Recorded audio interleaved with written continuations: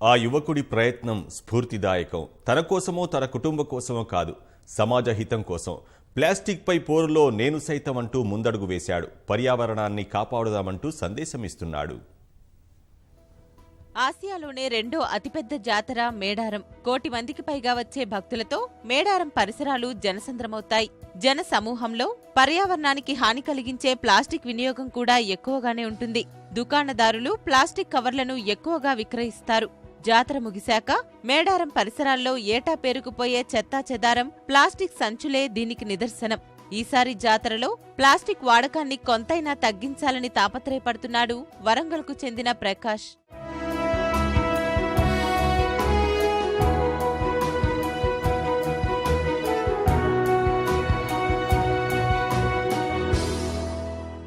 MCJ పూర్తి చేసిన Prakash plastic అనర్థాలపై అవగాహన కలిగించాలని నిర్ణయించుకున్నాడు.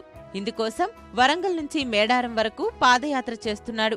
మండు టెండలోనూ మొక్కవోని దీక్షతో దారిలో కనిపించిన వారికల్లా ప్లాస్టిక్ అనర్థాలను వివరిస్తున్నాడు. ప్లాస్టిక్ నివారణ, అక్కడ మరియు వంట చెరుకు వలన అటవీ నష్టం చేకూరుతుంది.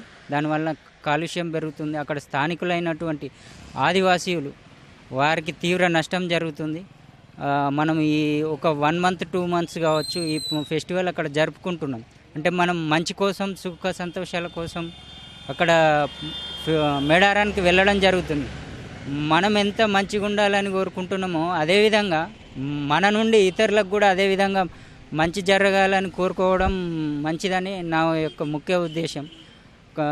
ఈ ప్లాస్టిక్ వాడకం వల్ల కాలుష్యం పెరిగిపోయి అక్కడ ఉన్న ఆదివాసీలకు మరియు మలమూత్రాలు విసర్జించడం వలన, దానికి సరైన సౌకర్యాలు లేకపోవడం వలన దానివల్ల నష్టం చేకూరుతుంది. ప్రకాష్ ప్రయత్నాన్ని అధికారులు కూడా అభినందిస్తున్నారు. As we all know, this Medaram Jatra, it is one of the most famous festival of Telangana, and it is every year, I think every year, million of people, they are participating in this Jatra, and it is expected that this year also more than 1 crore people, they are going to be a part of this Jatra.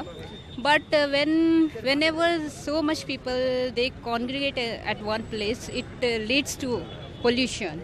So Mr. Prakash, who is going to walk from here, from Warangal to Medaram, to create awareness among the masses, and I hope his step towards towards making this environment clean and green will definitely create awareness among the masses, and people will try not to use polythene bag.